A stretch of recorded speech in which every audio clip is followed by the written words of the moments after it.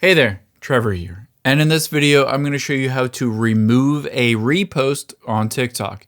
Now, if you previously reposted a video and you wanted to unrepost it or delete that repost, I'll show you exactly how to do it. Open up the TikTok app on your iPhone or Android, and you can see at the bottom left, it says you reposted this video. To remove that repost, tap on the share button at the bottom right, and then tap on delete repost at the left.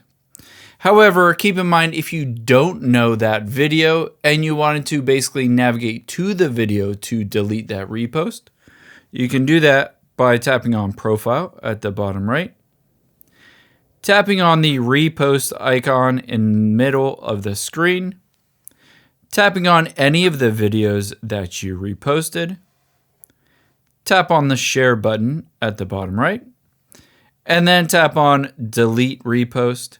If I tap the back arrow now and swipe down to refresh, you'll be able to see that repost is now been removed.